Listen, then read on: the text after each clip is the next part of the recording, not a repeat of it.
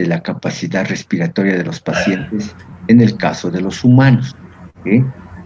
Existen dispositivos para medir la expansión torácica, qué tanto puede tener de volumen interno el aire dentro de la caja torácica. Se le pide al paciente que haga un esfuerzo, que trate de vencer cierta resistencia, etcétera. Y todo esto,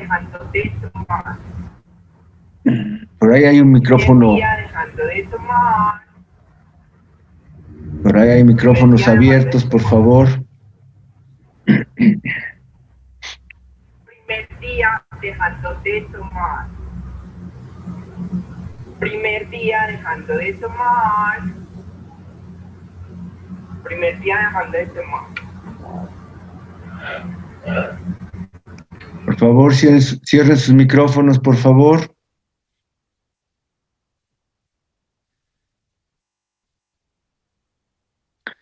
Ok, entonces hablábamos de estos dispositivos para poder cuantificar, para poder valorar la actividad respiratoria. Hablábamos precisamente de que existen varias técnicas. Unos de ellos son dispositivos para medir la expansión torácica, otros son registros espirométricos, en donde se le pide específicamente a una persona que pueda llevar a cabo ciertos movimientos respiratorios.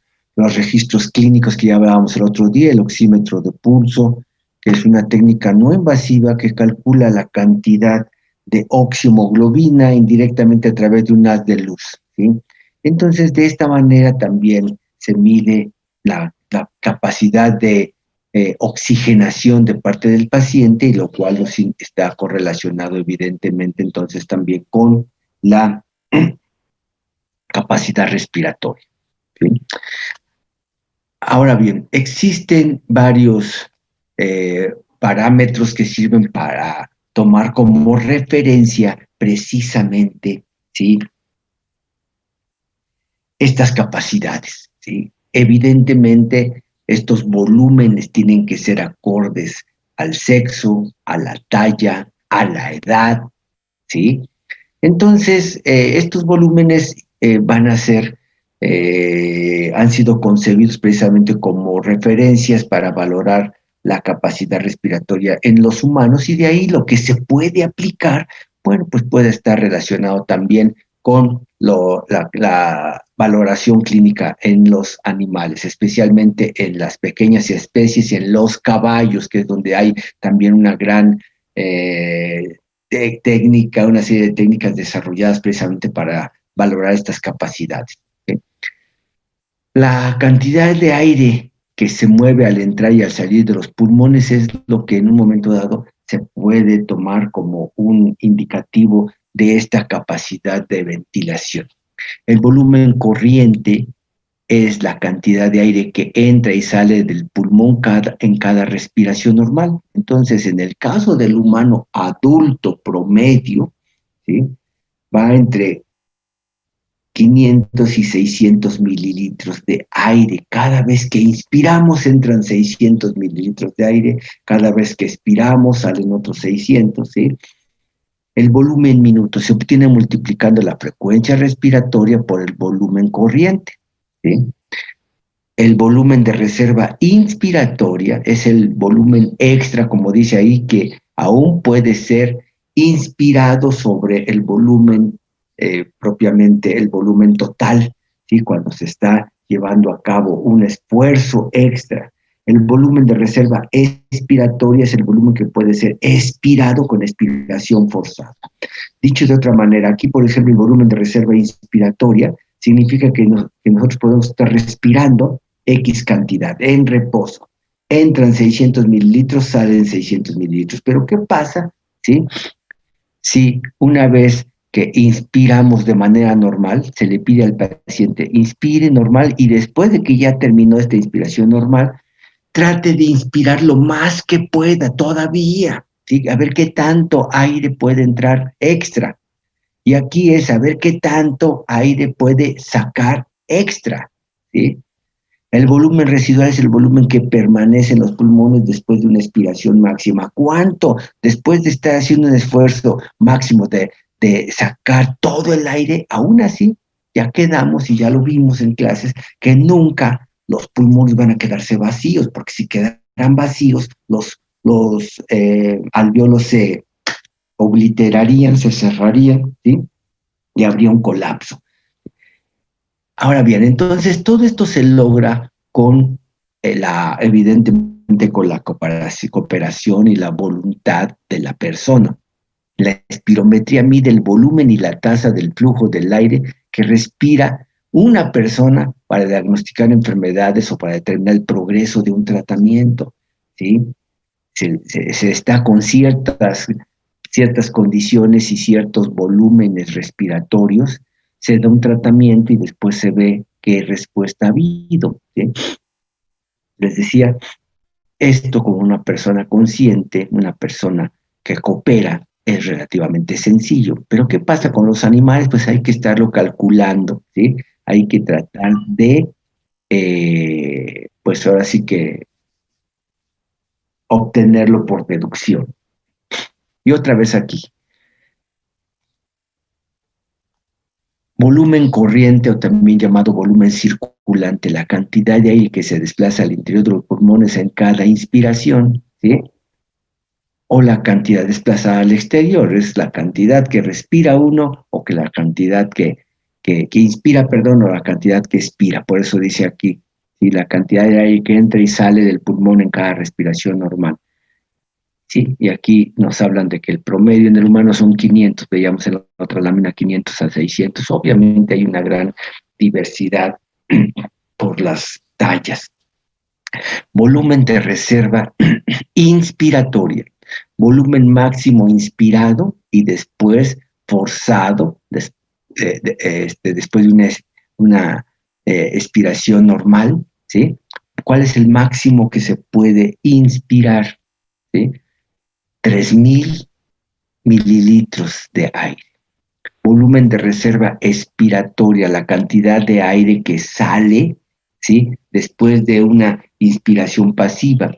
Y después el volumen mínimo de aire que permanece en los pulmones tras una expiración máxima es el volumen residual. ¿Cuánto después de todavía de que se le pide a la persona que expulse todo lo que se pueda, todo, ¿sí?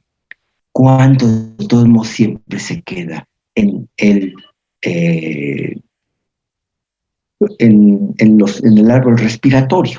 ¿Sí? Entonces, estos son conceptos que van a necesariamente a requerir de la cooperación del paciente. ¿Sí? Aquí tenemos, por ejemplo, este volumen perdón, la capacidad vital, dice, representa el máximo volumen de aire que se puede movilizar en una sola respiración forzada máxima. Corresponde al volumen corriente más volumen, ¿sí? El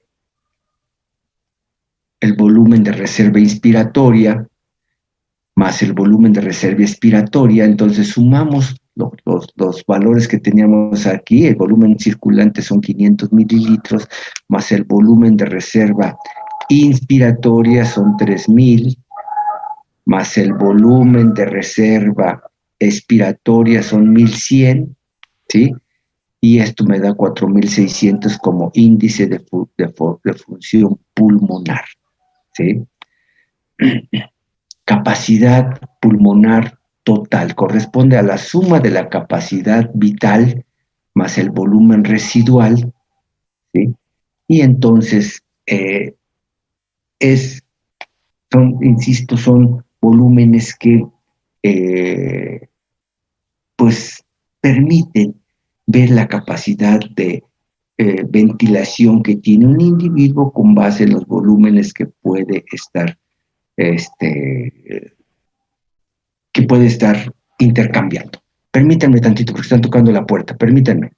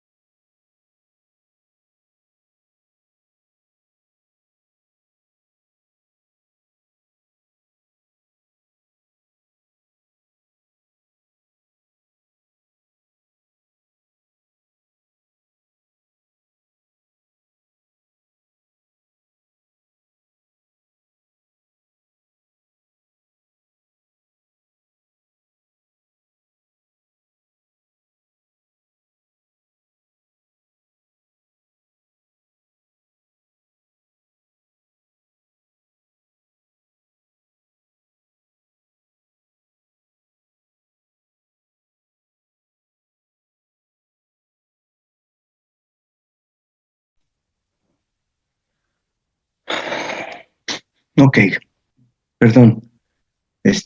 Nuevamente, decíamos que todas estas capacidades van a ser entonces propiamente las que van a indicar al clínico y pues la capacidad de ventilación que tiene todo el árbol respiratorio. ¿Sí? Entonces, estas son cálculos que se hacen en el humano y que van a permitir valorar esto.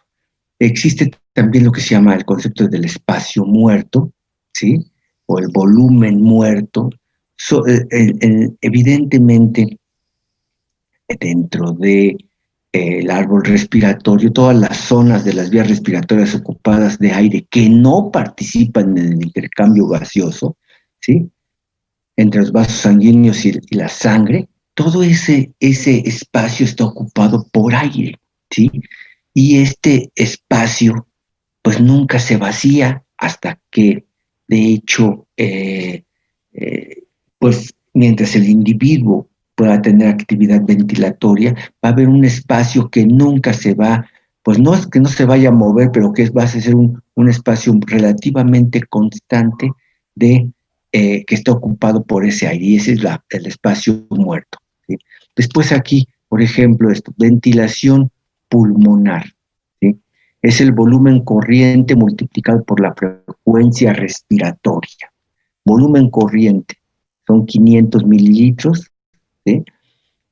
En reposo respiramos 12 veces por minuto, pues entonces 500 por 12 me da 6,000 mililitros. ¿Sí? Que este es volumen, el volumen pulmonar que va a ser entonces esta capacidad por unidad de tiempo. La ventilación alveolar por minuto, ¿sí? Ventilación alveolar es el volumen corriente menos el volumen muerto o el espacio muerto multiplicado por la frecuencia respiratoria. Entonces, volumen corriente menos el espacio muerto multiplicado por 12 respiraciones por minuto me da 4,500, ¿sí? Entonces, aquí este es el volumen total calculado, ¿sí? Pero en realidad le quitamos el volumen muerto o el espacio muerto que nunca, va a ser una cantidad de aire que está ahí presente y que nunca se va a modificar porque finalmente está ocupando propiamente estas vías respiratorias, entonces son esta cantidad, 4,500 mililitros por minuto, ¿sí? Y todo esto se puede graficar, ¿sí? Entonces aquí vemos, por ejemplo, cómo hay una respiración, ¿sí? Estable, y estos son los movimientos respiratorios, ¿sí?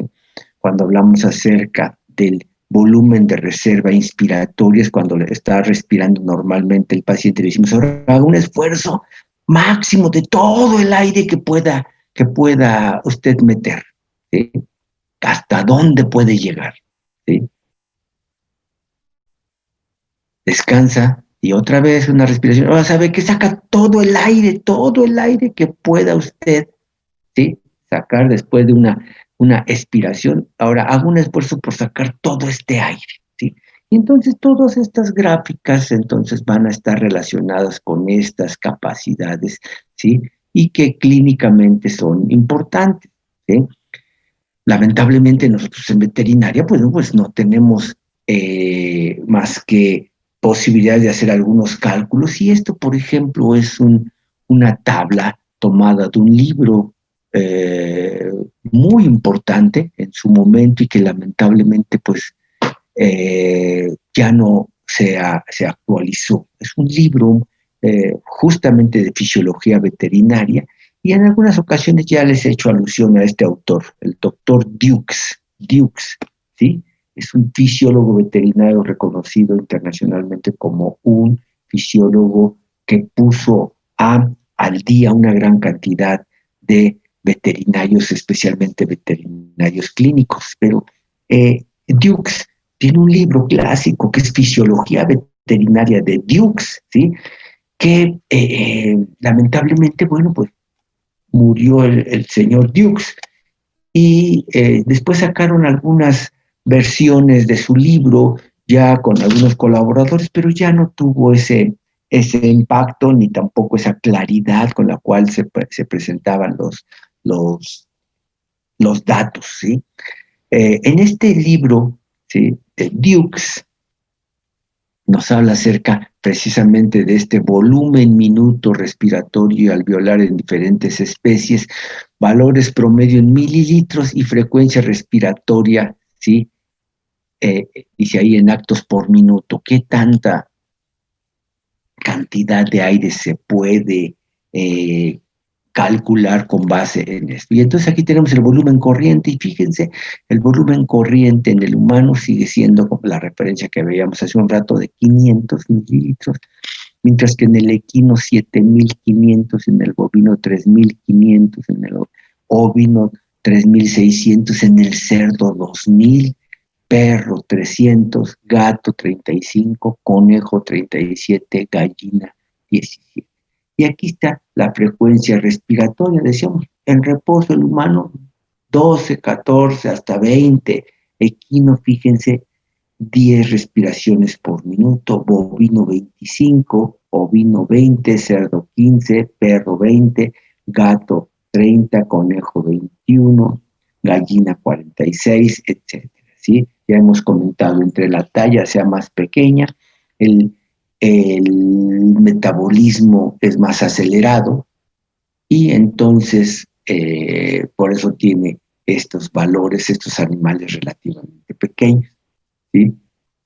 Y aquí está el volumen muerto, esa cantidad de aire que no se mueve, que decíamos aquí. En el caso del humano, 150, en esta tabla dice 160, en el equino 1500, el bovino 1400, etcétera, ¿sí? El volumen respiratorio finalmente, así si multiplicamos la cantidad, ¿sí? El volumen corriente por la frecuencia, ¿sí? Más o menos nos da precisamente estos volúmenes, ¿sí? Y el volumen alveolar, como decíamos hace un rato, aquí está ventilación alveolar, es el volumen corriente menos el espacio muerto, y aquí está el volumen corriente menos el espacio muerto, y después multiplicado por la frecuencia. Entonces, bueno, esto, la verdad es que estas tablas por aquí, precisamente, nos hablan acerca de más o menos cómo se calcularon o cómo se dedujeron a partir de pues condiciones de laboratorio. Difícilmente esto puede llevarse a cabo en una clínica, en un consultorio veterinario, pero sí en los grandes hospitales, en los hospitales para equinos, en los hospitales de especialidades de pequeñas especies. Sí puede llevarse a cabo algunos de estos estudios y obviamente serán importantes, ¿sí? Que se valoren si así se está haciendo un seguimiento precisamente de todo un tratamiento, de todo un rendimiento. En el caso de los caballos, ver estas capacidades está muy relacionado con el desarrollo de actividad deportiva, por ejemplo, los caballos de salto, ¿sí?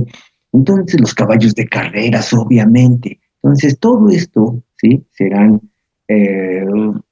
pues, elementos que van a permitir precisamente valorar la capacidad de ventilación de los animales. Ahora bien, ¿sí? Y viendo esta valoración de la capacidad ventilatoria, es importante también reconocer que hay condiciones, particularmente en el humano, aunque pudieran tener condiciones similares en algunos problemas de salud veterinaria, pero los problemas de asma y el EPOC, ¿sí? Son problemas muy, muy importantes de salud en el humano, y por concomitancia con los animales, por estar conviviendo tan estrechamente, pues lamentablemente algunos animales también llegan a padecer de todo esto, ¿sí?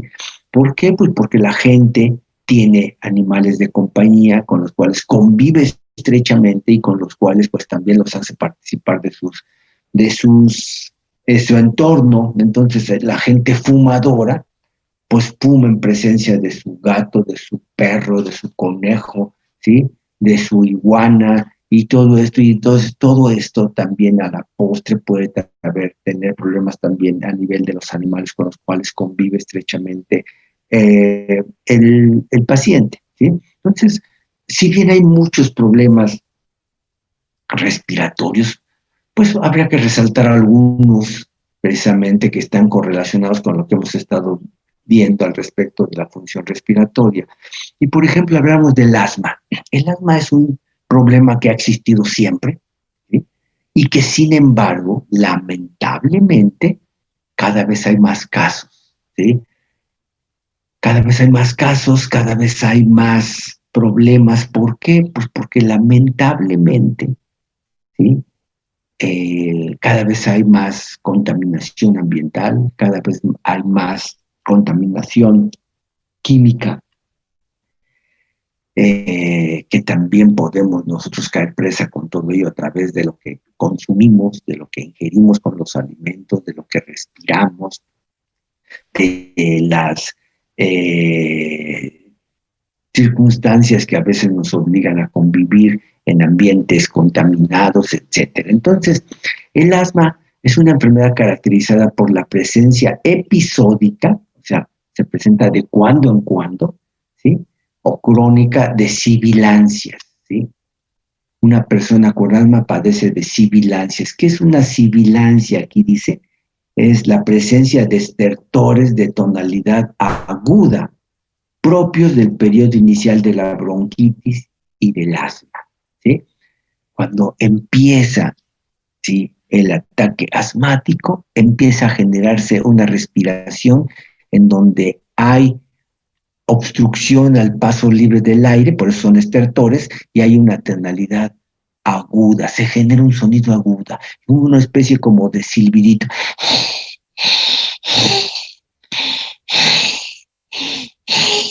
¿Sí? Y a veces es un tono muy agudo que parece de veras un silbido. Entonces, esto es las sibilancias, ¿sí? Repito, por la presencia de estertores y el paso del aire genera este sonido que parece un silbido. Más aparte, hay tos, sensación de opresión en el pecho, ¿sí? Porque hay una broncoconstricción. El asma es una reacción, ¿sí?, inmunológica que va a traer, que es una consecuencia de una broncoconstricción. ¿Sí? Ahora, ¿a qué se debe esa broncoconstricción? A una respuesta respiratoria. ¿Sí? Hay la presencia de sustancias en el medio que desencadenan una respuesta refleja que va a consistir en una broncoconstricción aguda. ¿Sí? Ante la presencia de alguna sustancia en particular, que se llaman los alergenos, por ejemplo, ¿sí?, sustancias que actúan una vez que entran en contacto con el aro respiratorio y este reacciona con broncoconstricción. Hay obstrucción, inflamación, hiperactividad de la vía respiratoria, ¿sí?, a varios alergenos. Repito, ¿qué es un alergeno? Es toda sustancia que desencadena una alergia, ¿sí? La alergia es una reacción ante la presencia de una sustancia que está mediada por inmunoglobulinas de la serie E. Ya les comentaba en alguna ocasión. Las inmunoglobulinas son los famosos anticuerpos, ¿sí? Y los anticuerpos se activan, se generan ante la presencia de antígenos. En este caso, antígenos que funcionan como alergenos. En este caso son antígenos alergenos porque desencadenan reacciones alérgicas, ¿sí?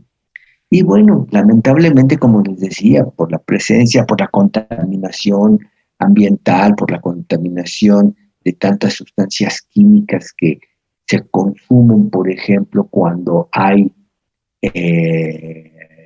alto consumo de productos industrializados. No es lo mismo consumir un- una pasta con tomate natural picado, preparado, a que le agreguemos pues un cubito ya de tomate industrializado, ¿sí? Verduras industrializadas, todas, todos los procesos industrializados tienen químicos para preservarlos. Y estas sustancias químicas constituyen en muchas ocasiones sustancias potencialmente alérgicas, potencialmente cancerígenas, potencialmente atentan, que atentan propiamente de manera muy significativa para la salud. ¿Sí? Entonces, se desarrollan estas, hay gente que, por ejemplo, cuando va con un alergólogo, que es un inmunólogo especialista en alergias, ¿sí?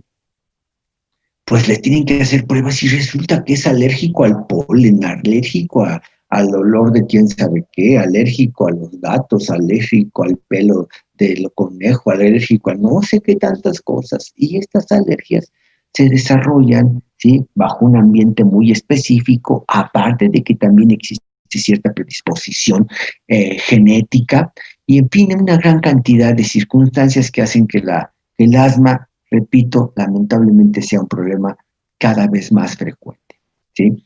Cuando se da esta reacción que decimos alérgica, en donde participan inmunoglobulinas, pero también hay participación activa de sustancias que funcionan como mediadores, ¿sí?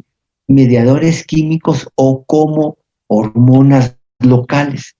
Entonces hay participación de leucotrienos, histamina, interleucinas, neuropéptidos, por ejemplo, las inmunoglobulinas, las interleucinas, ¿sí? ¿Sí? Son las citocinas, las linfocinas, todas estas son sustancias que están mediando ciertas reacciones celulares y que bajo ciertas circunstancias pueden ser precisamente aquellas que van a tener, pues ahora sí que una influencia local. Por aquí Leonor González dice, ¿cuál es la diferencia entre el asma y el comportamiento asmático? Bueno, el asma ya estamos viendo aquí que es una condición de enfermedad en donde está comprobada ya cierta susceptibilidad a ciertas sustancias. Repito, el alergólogo lo que hace es una serie de pruebas y trata de detectar a qué puede ser alérgico un paciente, pero cuando se comprueba todo esto ya es el paciente asmático, ¿sí? Y el comportamiento asmático pues puede ser una situación en la cual algún individuo de manera aislada tuvo una reacción como si fuera asma, pero que fue desencadenada por la presencia específica de alguna sustancia. Y como no vuelve a entrar en contacto con esa sustancia porque fue circunstancial, pues no vuelve a presentar. O sea, el comportamiento asmático es la forma en la cual se comporta un paciente o responde un paciente ante un alergeno en particular, pero no tiene asma, nada más te está teniendo esta reacción parecida a lo que tiene un asmático, el cual sí es el que tiene ya una enfermedad bien reconocida y desarrollada. Ahora decíamos, entonces participan muchas sustancias locales y esto obviamente que agrava también, ¿sí? Ahora, en particular, por ejemplo, no todos los asmáticos reciben el mismo tratamiento, no todos los asmáticos demandan el mismo producto, ¿sí? Pero la mayoría, podríamos decir, un individuo asmático que se le cierra, ¿sí?, las vías respiratorias por broncoconstricción, que por esta situación le impide respirar muy adecuadamente y que empieza a tener dolor en el pecho porque no puede respirar muy bien. Los tratamientos están relacionados en parte con broncodilatadores, ¿sí? Acuérdense, ¿sí? La broncoconstricción es característica del parasimpático, la broncodilatación es del simpático. Entonces, si queremos que haya broncodilatación, dice aquí principalmente agonistas adrenérgicos beta, ¿sí? estimular al simpático para que pueda predominar su función y pueda haber broncodilatación. Y eso es lo que los pacientes con asma tienen que estar eh, ingiriendo, inhalando, mejor dicho, ¿sí? Eh, bueno, están recibiendo una dosis, ¿sí? Que sea rápidamente ingerible y que pueda estimular propiamente al simpático. Y una vía rápida puede ser la vía oral, que está densamente irrigada, y entonces se hace ingresar y rápidamente el medicamento entra en la circulación y rápidamente tiene el efecto. También, por ejemplo, se pueden proporcionar ahí sí inhalados específicamente medicamentos esteroidales, ¿sí? Pero básicamente de carácter glucocorticoides, que son, como ya lo vimos en su momento, glucocorticoides pueden ser antiinflamatorios, ¿sí? Entonces también, si esta es una reacción, ¿sí? Abrupta, en donde hay broncoconstricción, pero con la participación de varias sustancias, pareciera como que se inflama el tracto respiratorio, por eso se dan también antiinflamatorios y también acuérdense que los glucocorticoides, ¿sí? Aparte de que son, ¿sí? Sustancias antiinflamatorias, también son antialérgicas, acuérdense de eso, eso lo vimos. Entonces, esto puede ser parte del tratamiento. Obviamente, pues lo decimos aquí en general, pero cada caso es particular y cada caso tendrá también medicación específica. Durante el proceso asmático, la broncoconstricción es producida por el efecto de la histamina sobre la musculatura lisa. Ojo con esto, ¿sí? Ya habíamos hablado acerca de esta musculatura lisa, especialmente a nivel de los bronquios, ¿sí? Los bronquiolos, que van entonces a obstruir propiamente, ¿sí? Cuando se contrae va a obstruir el paso libre del aire, ¿sí? Y va a dificultar entonces la respiración en un efecto de protección. Ya decíamos, ¿cuándo se cierra esto? Cuando estamos respirando un ambiente, un aire contaminado, un aire que está cargado de ciertos gases, el tracto respiratorio trata de defenderse y contrae, ¿sí? Para que no respire uno eso, pero pues no respira uno eso, pero tampoco respira uno aire limpio. Entonces lo que hay que hacer es rápidamente tratar de cambiar de entorno y tratar de que se pueda dar la respiración normal, pero bajo una atmósfera conveniente, ¿sí? Ahora bien, entonces aquí vemos propiamente los bronquiolos, que decimos estos están rodeados totalmente por musculatura lisa, a diferencia de los bronquios y de la tráquea que decíamos tiene anillos cartilaginosos. Aquí estamos hablando acerca eh, de esta vía, fíjense, los bronquios normales y cómo el bronquio asmático, cómo reacciona, cómo se contrae y cómo se llena de secreción, ¿sí? Aquí otra vez, otro esquema de la vía respiratoria normal, la vía, ¿sí? Asmática, ¿sí? Y durante el ataque asmático puede haber propiamente eh, un cierre abrupto que puede poner en peligro la vida del individuo, porque evidentemente, ¿sí? Cae en una situación en la cual no puede respirar, y esto además causa, por cierto, una angustia terrible. El paciente que no puede respirar le da miedo y que entra en pánico, ¿sí? Entonces, por eso es que el tratamiento tiene que ser inmediato, ¿sí? Y mientras el paciente cuente con el medicamento, puede ser, puede estar tranquilo, ¿sí? El problema es cuando no lo tiene. Y se acuerdan aquí también, podremos retomar parte de lo que veíamos en los reflejos, ¿sí? Cuando hablábamos acerca de que si una persona podría crear un cierto condicionamiento y decir, cuando tome su medicamento, ¿sí?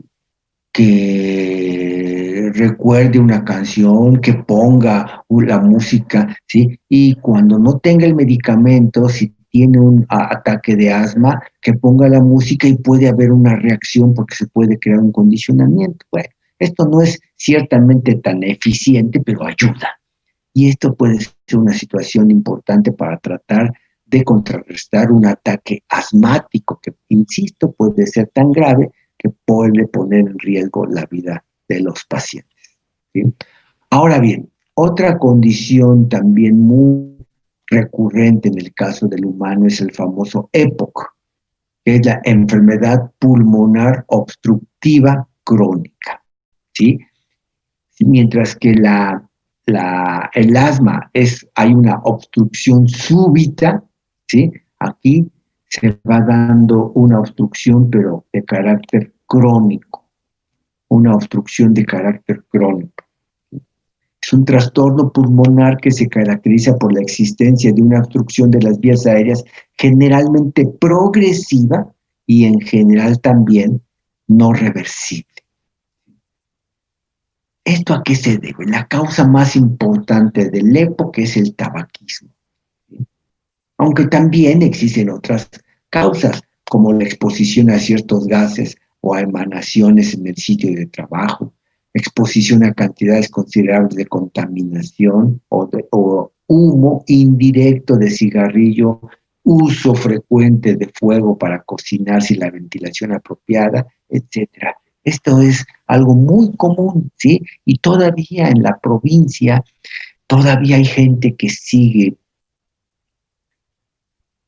guisando en cocinas tradicionales con leña o con carbón.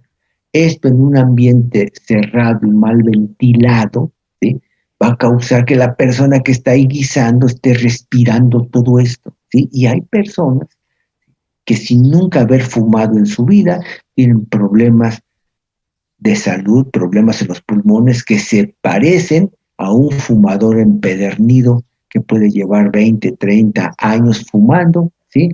A intensidades muy altas, ¿sí? Gentes que se fuman, pues las cajetillas tienen 20 cigarrillos. Hay gente, ¿sí? Que fuma 2 cajetillas al día. Imagínense lo que es eso, bombardear su tracto respiratorio con tanto, ¿sí? Y en estas situaciones, afortunadamente ahora la gente está un poco más consciente y ustedes saben que los cigarrillos, pues a ustedes seguramente ya no les tocó esto, ¿sí? Ustedes están tan jóvenes que ustedes seguramente no vieron cigarrillos eh, en la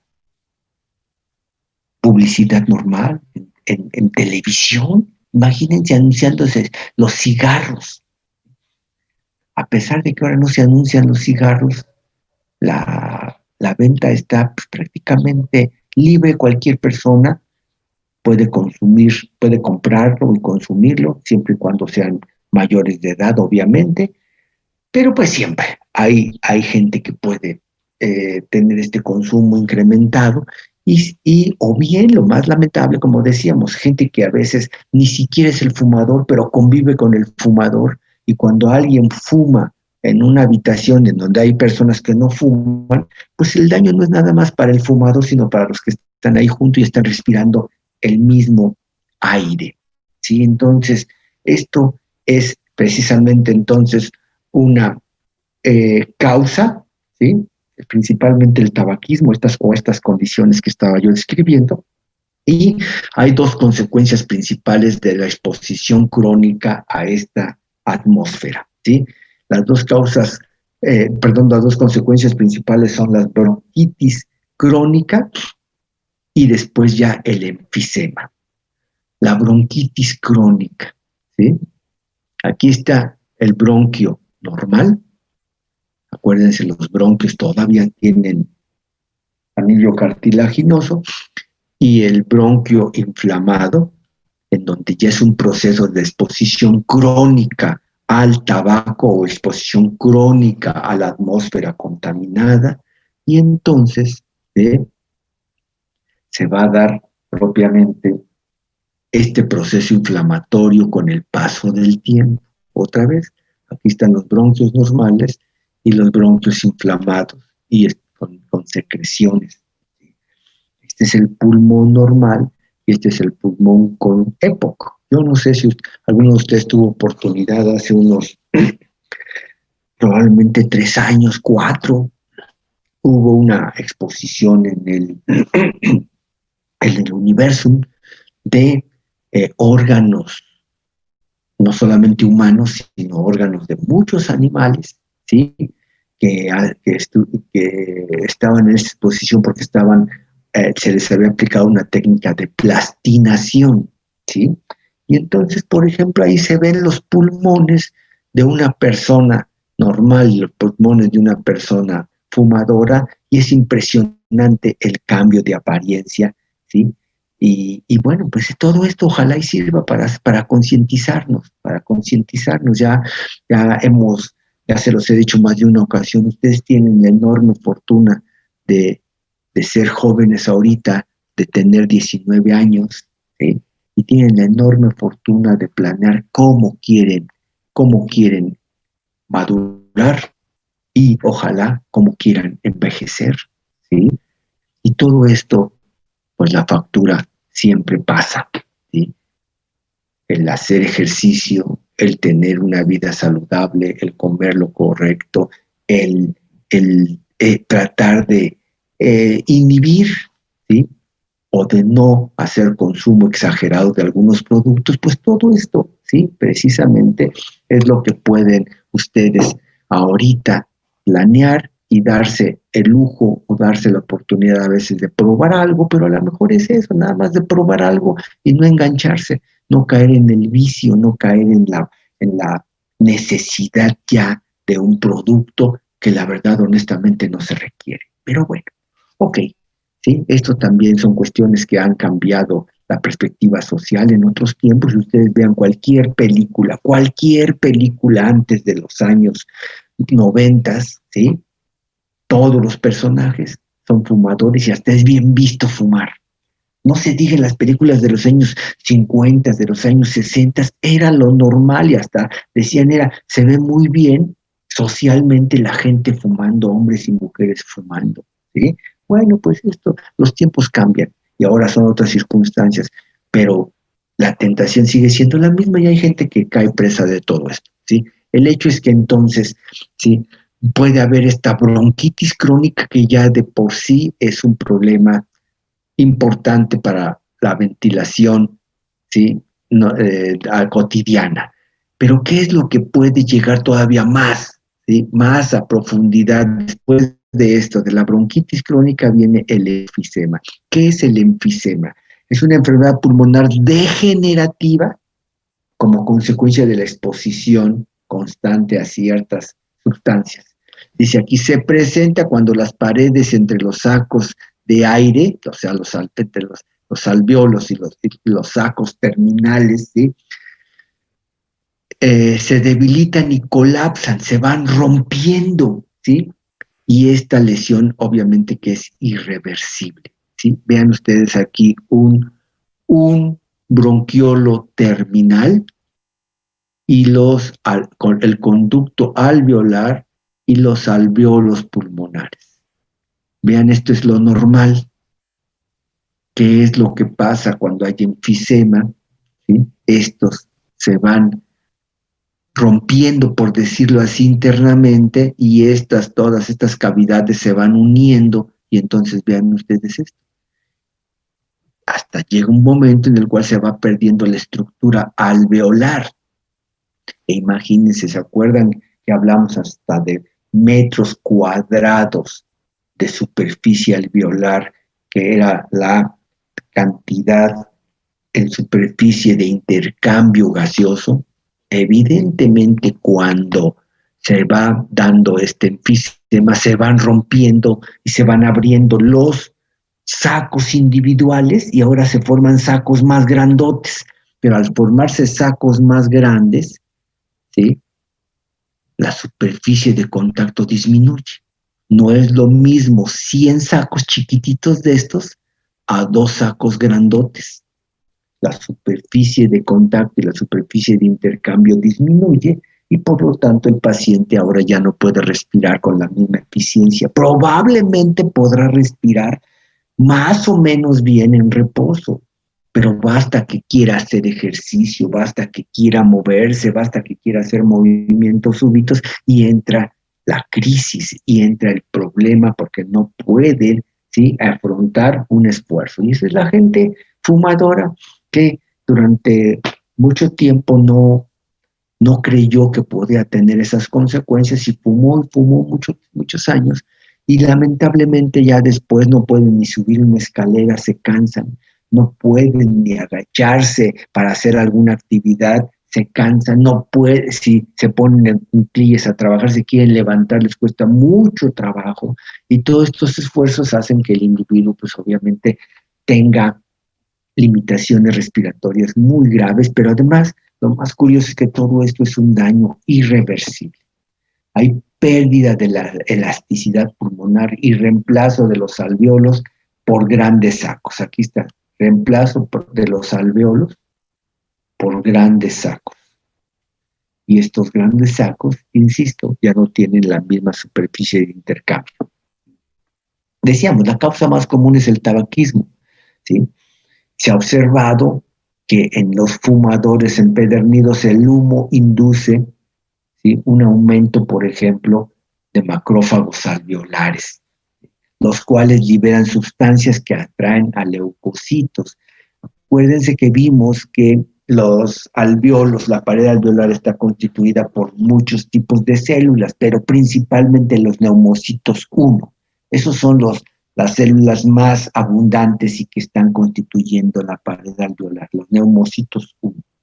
Pero hay neumocitos 2, pero hay macrófagos, pero hay esto y aquello, y evidentemente cuando hay alguna lesión también hay una acción de quimiotaxis que significa la atracción también de células de defensa, y ahí están los leucocitos, ¿sí? Atraen los leucocitos mismos que liberan proteasas o elastasas, que justamente estas elastasas actúan contra el tejido elástico, ¿sí?, que está a nivel de los bronquios, y entonces este tejido elástico que permite que los bronquios se puedan dilatar, se puedan contraer con una dinámica acorde a la actividad física, pues entonces se va degradando, se pierde esta actividad de elasticidad y entonces se comportan ahora sí como conductos rígidos que ya solamente conducen el aire, mientras que en otras circunstancias eran conductos que además contribuían a regular el paso del aire en su interior se contraían o se relajaban, ¿sí? Y pues todas estas activaciones de reacciones celulares van a estar en contraposición propiamente a una capacidad de ventilación adecuada. Entonces, todo esto trae como consecuencia el daño irreversible del árbol respiratorio en ciertas zonas, en este caso a nivel de los bronquios, y pues evidentemente estas personas quedan ya dañadas de por vida. Y son las personas que, bueno, pues ya después tienen que andar con su tanque de oxígeno, porque cualquier esfuerzo les representa precisamente, ¿sí?, una limitación para poder llevar a cabo sus actividades. Entonces, todo esto es lamentable, obviamente. Y aquí tenemos esto: alvéolos con enfisema. Vean ustedes, estos son los alvéolos normales, muchos sacos pequeñitos que van a tener la acción que hemos descrito, que tienen una superficie de contacto, que tienen una sustancia surfactante. Ya vimos la dinámica, porque los alvéolos no en un momento dado, no se colapsan, etcétera, etcétera, para que llegue, ¿sí?, una sustancia crónicamente a destruir todo esto, ¿sí?, y a disminuir la superficie de contacto y alterar toda esta dinámica de la respiración, y evidentemente entonces hay una limitación, ¿sí? el individuo ya no puede respirar bien.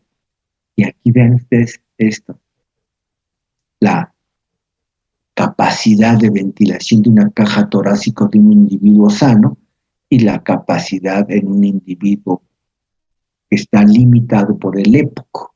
Pero bueno, pues repito, esta es una situación en donde cada quien deberá de tomar pues, la decisión que quiera al respecto de sus hábitos, de sus costumbres, ¿sí? Etcétera, ¿sí? Otra imagen que nos hace ver precisamente cómo cuando ya hay asma se altera la estructura alveolar y se altera la capacidad de intercambio gaseoso. Vean ustedes aquí, en un individuo sano, ¿sí? ¿Se acuerdan ustedes de este espacio que está propiamente entre los alveolos y los vasos sanguíneos? Y decíamos, hay un intersticio y hay una distancia sumamente pequeñita, puntos, 0.5, 0.6 micras, ¿sí?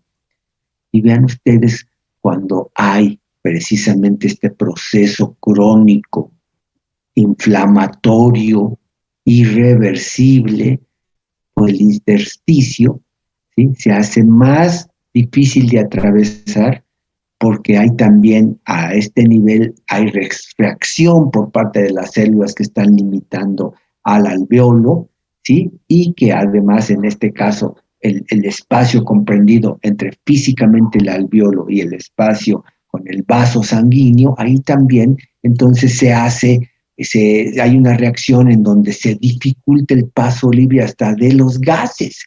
Entonces, si se dificulta el paso de los gases, pues ya no se puede respirar adecuadamente.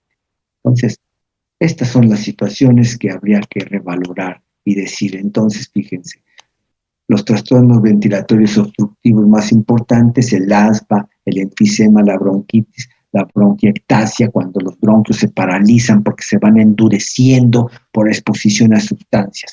Estas enfermedades comparten la característica común de causar un estrechamiento del árbol tráqueo, al árbol tráqueo-bronquial, suficiente como para aumentar la resistencia al flujo del aire. Cuando estas enfermedades, ¿sí?, inflaman al árbol respiratorio o estimulan a que tenga ciertas secreciones o estimulan a que tenga cierta contracción sus paredes, van a dificultar la ventilación, entonces dificultan el paso libre del aire y entonces aumentan la resistencia, ¿sí?, al flujo natural del aire. Y este aumento de la resistencia pues dificulta la ventilación, ¿sí?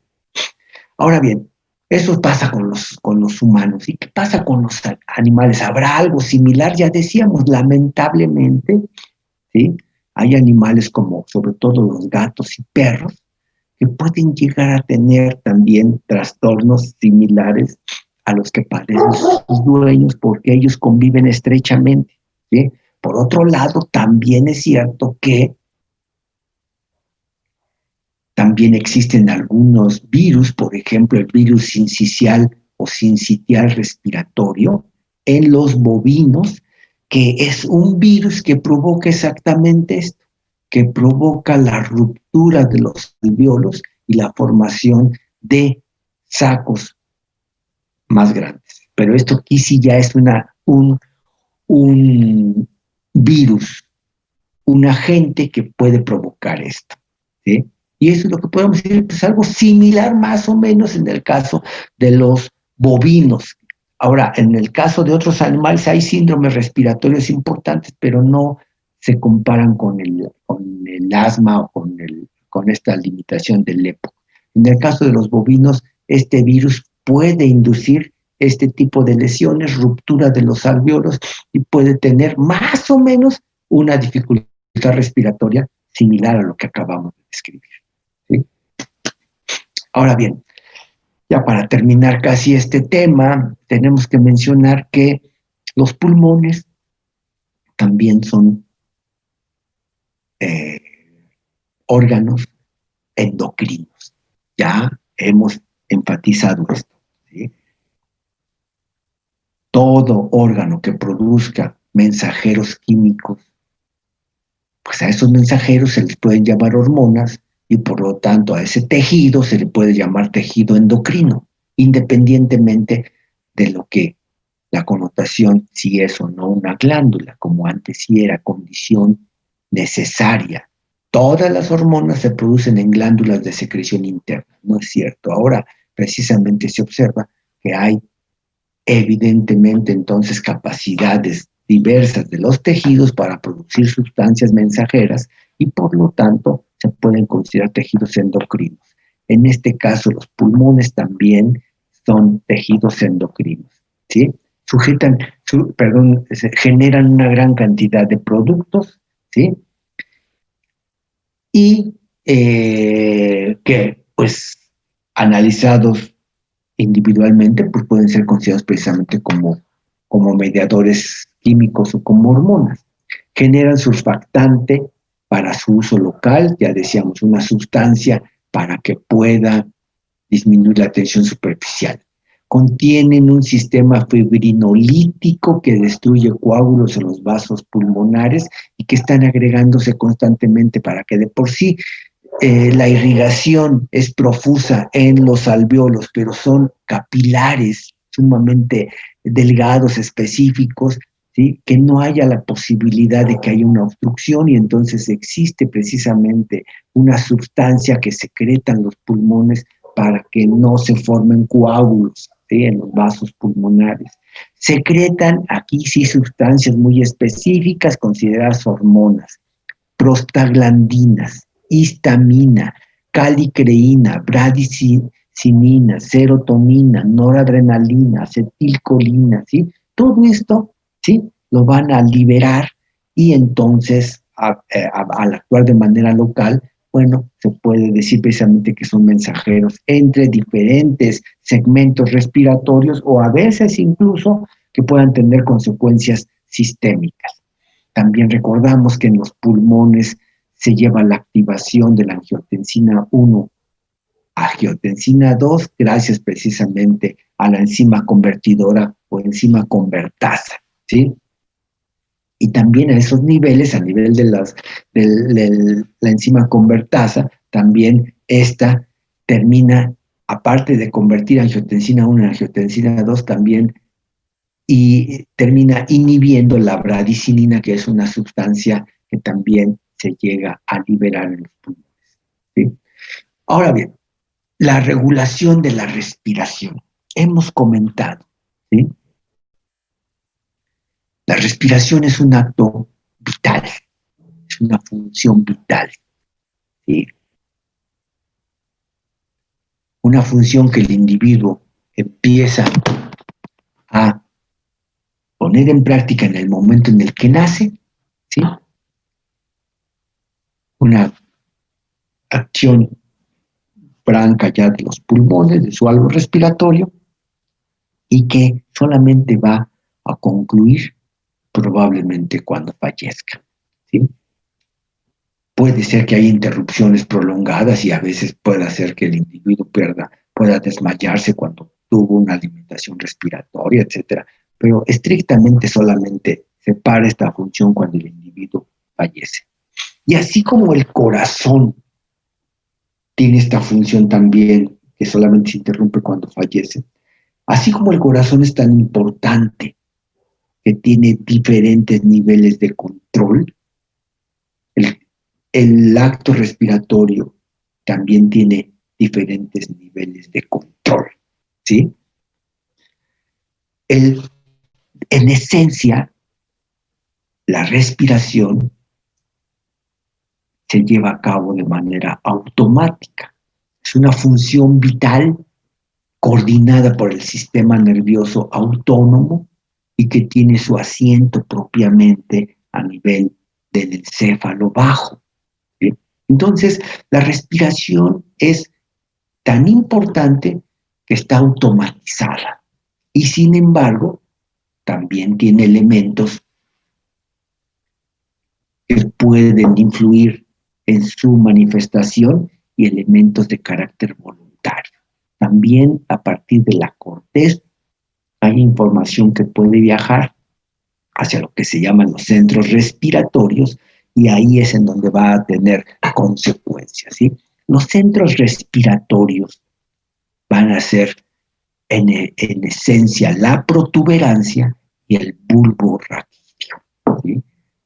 Vimos en el caso del corazón que el centro cardíaco de control en muchos sentidos estaba en el bulbo raquídeo y algo en la protuberancia. Aquí es algo similar, nada más que invertido. La protuberancia tiene más preponderancia, más hegemonía que el bulbo raquídeo, pero ambos siguen siendo determinantes. Aquí están los centros de control respiratorio, vean esto, ¿sí? El centro inspiratorio, el centro expiratorio, ¿sí?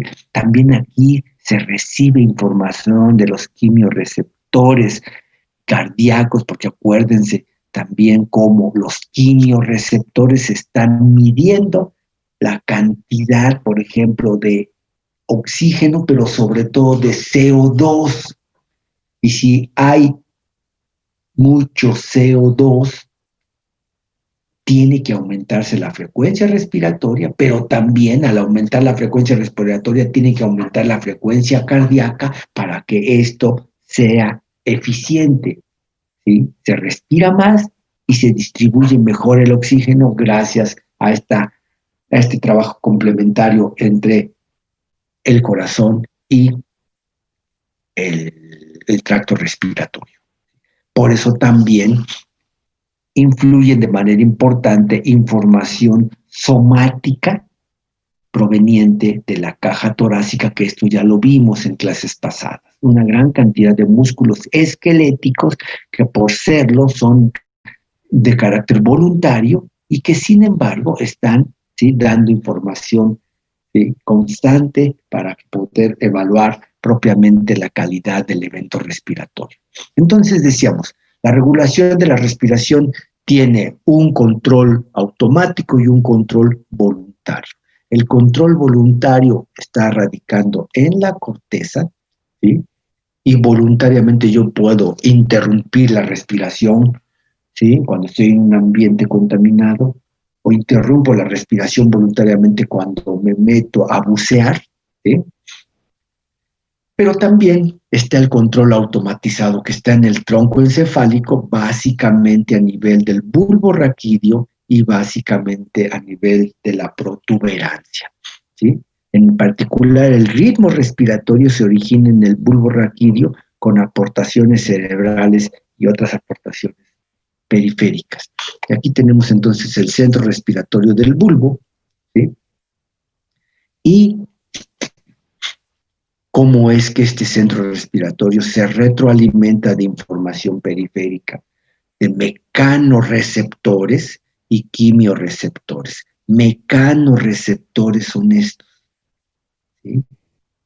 Quimiorreceptores son estos. Aparte de información directamente de la corteza. Todo esto se integra aquí en el centro respiratorio y todo esto va a coordinar una serie de órganos que constituyen la caja respiratoria, que constituyen el árbol respiratorio, y todo esto va a traer como consecuencia una capacidad de ventilación apropiada, ¿sí? El control voluntario, decíamos, está localizado en la corteza cerebral y en el tálamo. La corteza cerebral envía información al tálamo y este sistema actúa cuando hay que regular la respiración en actividades tan importantes que luego a veces ni siquiera nos percatamos, ¿sí? La respiración, ¿cómo respiramos si estamos hablando al mismo tiempo? Yo lo estoy haciendo, ¿sí? Los profesores hablamos y hablamos y hablamos, ¿sí? Y al mismo tiempo tenemos que estar haciendo movimientos respiratorios, movimientos de ventilación, y gracias propiamente a una coordinación muy específica de una gran cantidad de estructuras, podemos llevar a cabo esta función: hablar, respirar, movernos, inclinarnos, enfatizar algunas cosas, mover las manos, etcétera, etcétera. Por ejemplo, el acto de cantar también, ¿sí? Cantar implica la participación de la emisión de voces producto de el aire, ¿sí? que transita por una cavidad y que además provoca ciertas vibraciones, en este en el caso de las cuerdas vocales, ¿sí? Esta vibración de las cuerdas vocales aunadas a la salida del aire es lo que genera la voz, ¿sí? Y cantar con una voz modulada, con una voz controlada, tiene su chiste, ¿sí? El acto tan importante de supervivencia como el acto del mamar, ¿sí? Mamar, estar respirando y al mismo tiempo estar consumiendo alimento. Implica una coordinación muy específica a nivel laríngeo, ¿sí? Que por un lado se permite el paso de los alimentos y por otro lado se obstruya selectivamente la vía respiratoria a través de la epiglotis, ¿sí? Tragar, estoy comiendo, fíjense qué complejo, estar comiendo, estamos masticando, estamos hablando, ¿sí? Y todo esto implica una coordinación muy importante. El toser, el estornudar, el defecar, parece mentira, pero parece algo tan sencillo. Un esfuerzo de pujo con glotis cerrada para que pueda generarse cierta presión y se facilite la salida de los desechos. Todo esto, ¿sí? Implica un control voluntario que si bien, ¿sí? A veces no nos percatamos, sí es una cuestión consciente, ¿sí? Por eso también podemos inhibir la defecación cierto tiempo, podemos también retener, ¿sí? O inhibir el tosido. Todo esto evidentemente nos hace ver que sí existe un control voluntario del proceso respiratorio, ¿sí? Y entonces todo esto esta información viene de la corteza y se va hacia los centros respiratorios, que es la protuberancia y el bulbo raquídeo. Y repito, aquí hay también todos estos centros respiratorios se retroalimentan periféricamente a través de quimioreceptores, a través de mecanorreceptores a nivel de la caja torácica, a nivel de los músculos esqueléticos, intercostales, ¿sí? El diafragma y los otros músculos que ya revisamos en su momento, ¿sí?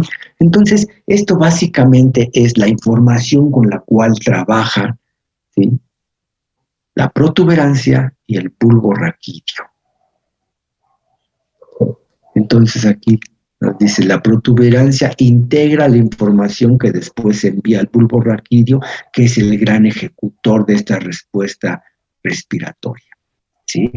Si hablamos ya del control automático, vean ustedes cómo se retroalimenta, cómo se integra una gran cantidad de información aquí en la protuberancia. Aquí llegan terminaciones, ¿sí? Nerviosas por parte de la corteza, por parte del hipotálamo, por parte de quimioreceptores periféricos, quimioreceptores centrales, que ya mencionamos también en su momento, ¿sí? Receptores articulares y musculares, y aquí estamos hablando propiamente de los usos musculares, cómo es que mandan información para que vean que no nada más, cuando hablamos de los usos musculares, hay una estructura que está mediando propiamente ahí qué tanto se contrae o qué tanto se relaja un músculo. Sí, pero qué tanto se relaja o se contrae el músculo. Si hablamos de los músculos respiratorios, están hablando de la calidad de la respiración, están hablando de la profundidad de la respiración, ¿sí? Receptores, estos son musculares o articulares, pero también receptores, ¿sí? Que ya están en el parénquima pulmonar y que también generan información, pero en este caso ya no es por el sistema somático, porque ya no es músculo esquelético, sino músculo liso, y entonces esta información viaja por el simpático y parasimpático, ¿sí? O por la vía aferente, perdón, del simpático parasimpático, que van a estar entonces teniendo como consecuencia propiamente información que se integra aquí, y después las respuestas van a salir por la vía aferente simpática y parasimpática para que haya una respuesta coordinada, ¿sí? Receptores de irritación en las vías respiratorias. Vean, todo esto, toda esta información es la que la protuberancia la recibe. La recibe, como dice aquí, la integra y la manda al bulbo raquídeo, quien toma la decisión de acelerar la respiración, de disminuir la respiración, de incrementar la profundidad, de disminuir la profundidad, de limpiar las vías respiratorias, de generar moco para protegerlas, etcétera, etcétera. Todo esto, estas decisiones, valga la expresión, las va a llevar a cabo el bulbo raquídeo. Y aquí tenemos, miren cómo en la protuberancia, ¿sí? Existe información respiratoria muy importante, ¿sí? Existe lo que se llama en la protuberancia el centro neumotáxico y el centro apnéustico, ¿sí? Son centros respiratorios que, además, ojo con esto, ¿sí? Han sido estudiados en algunos animales y no todos tienen las mismas estructuras ni tampoco tienen la misma capacidad de funcionamiento de estas estructuras. En algunos nada más son algunos acúmulos de neuronas que hacen las veces de otros centros que son mucho más complejos en animales más evolucionados en algún sentido, ¿sí? Ahora, esta información que se detecta aquí en estos centros se envía hacia el bulbo raquídeo, ¿sí? Y en el bulbo raquídeo, insisto, ya hay propiamente también la toma de decisiones, la ejecución de respuestas, ¿sí?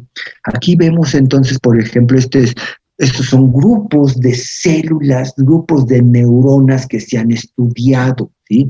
Y algunos grupos, por ejemplo, se han determinado y se les ha dado funciones muy específicas, con base en algunas suposiciones, con base en algunas observaciones experimentales.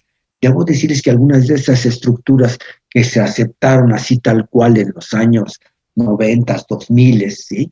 En la actualidad se cuestiona porque se ha ido comprobando que algunas de estas funciones atribuidas, pues realmente no tienen lugar. Entonces, por ejemplo, fíjense, aquí tenemos el grupo respiratorio dorsal, a nivel del bulbo raquídeo, ¿sí? El bulbo, núcleo respiratorio dorsal, ¿sí? Neuronas, grupos de neuronas que tienen funciones específicas. Entonces, cuando yo digo esto, grupo respiratorio dorsal, pues son acúmulos de neuronas con funciones específicas. Entonces, grupo respiratorio dorsal a nivel del bulbo controla principalmente la inspiración y determina el ritmo básico de la respiración. Podríamos decir que ahí en el bulbo raquídeo está determinándose el ritmo de la respiración, ¿sí?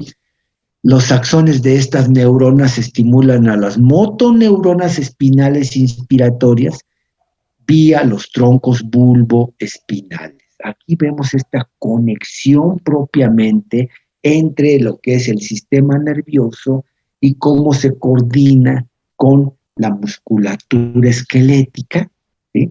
Para poder llevar a cabo movimientos musculares que faciliten la inspiración o la expiración, ¿sí? Entonces, en este caso, el grupo respiratorio dorsal, ¿sí? Aquí está el grupo respiratorio dorsal, va a ser el que tiene estas funciones. Existe el grupo respiratorio ventral, ¿sí? Que también es en el bulbo y controla principalmente la expiración. El dorsal controla la inspiración, el ventral controla la expiración. Permanecen inactivas durante la respiración tranquila, ¿sí? Estas estructuras, aquí están, y se están alimentando de toda la información que manda la protuberancia. y estos son los que ejecutan respuestas controladas específicamente. Después viene el centro neumotáxico que estaba aquí, que este sí está a nivel, ¿sí?, de la protuberancia. Dicen centro neumotáxico o grupo respiratorio dorsolateral de la protuberancia. Recibe reflejos vagales, ojo con esto, el vago le está informando, ¿sí? Acuérdense que ya hemos comentado que los pares craneales particularmente no solamente son, como en su momento lo mencionamos, los pares craneales forman parte del sistema nervioso parasimpático, ¿sí? Y es el plexo, el parasimpático es el cráneo sacro. Entonces, el plexo craneal son los pares craneales. Y los pares craneales no solamente llevan información eferente, sino también llevan información aferente. Y aquí lo estamos viendo, ¿sí? Recibe este centro neumotáxico, recibe reflejos vagales relativos al volumen pulmonar y ayuda a modular la frecuencia respiratoria. Este es el centro neumotáxico, ¿sí? Y el centro apnéustico, ¿sí? Si ustedes revisan un libro de hace 10, 15 años, les va a decir que el centro amnéutico también participa de manera importante informando de las concentraciones de CO2, etcétera, etcétera, y que pueden desencadenar a través del bulbo, puede desencadenar un aceleramiento, por ejemplo, de la frecuencia respiratoria, etcétera. El centro apnéutico, por ejemplo, en el caso particular del humano, pareciera que su importancia se ha ido desvaneciendo y ahora dice incluso que es probable que esta función o este centro sea dudoso en el humano. Sin embargo, en animales diferentes al humano se ha observado que sí existe este acúmulo, ¿sí?, este acúmulo de neuronas que pueden, sí, conferir ciertas funciones. Entonces, bueno, ¿sí?, estos son los centros respiratorios y repito, aquí estamos hablando de la protuberancia y estos son grupos celulares, ¿sí?, que aquí están identificados, ¿sí?, y que aquí están ubicados dentro de la protuberancia. Y todo esto, ¿sí?, va a integrarse propiamente hacia parte de la protuberancia, después al bulbo raquídeo, y de aquí se dan las respuestas, ¿sí? Así tenemos entonces como precisamente aquí, ¿sí?, este centro potino, que aquí está el centro potino respiratorio, es el conjunto del centro neumotáxico, el centro apnéutico, ¿sí? Cómo a partir de la información que aquí, ¿sí?, se integra, se generan respuestas hasta el grupo respiratorio ventral, el grupo respiratorio dorsal, etcétera, y todo esto va a tener su reflejo propiamente en la actividad respiratoria, ¿sí? Y aquí está. Estos centros, cómo se estimulan o en su momento también cómo pueden hasta cierto punto inhibirse, ¿sí? Y están correlacionados, en este caso de manera muy importante, con los pares craneales, ¿sí? Aquí está el 10º par craneal, el noveno par craneal, que están entonces teniendo consecuencias periféricas, controlando propiamente la actividad respiratoria, ¿sí? Ahora bien, decíamos, esta información aquí se está generando, ¿sí?, se está integrando, llega de muchos lugares y aquí se integra y después ya se toman decisiones a través del bulbo raquídeo, ¿sí? ¿Cuáles son las contribuciones periféricas? ¿Sí?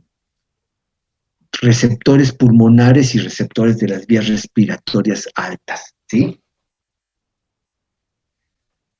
A través del árbol respiratorio se está generando información que también va a dar a la protuberancia y después al bulbo raquídeo, ¿sí? Todas las impurezas que se detectan, todas las reacciones alérgicas, todas las respuestas en donde hay, ¿sí?, una reacción ante el paso del aire, toda esa información se lleva hacia, ¿sí?, centros del encéfalo bajo.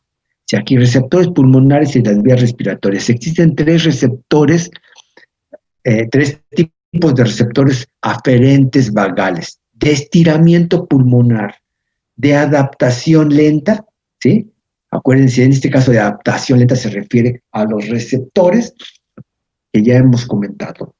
Los receptores pueden adaptarse a la estimulación, y hay receptores que nunca se adaptan a la estimulación. Por eso hablamos acerca de receptores básicos y receptores, ¿sí?, que van a tener una adaptación mucho más lenta. Entonces aquí vemos este tipo de receptores de adaptación lenta del estiramiento pulmonar.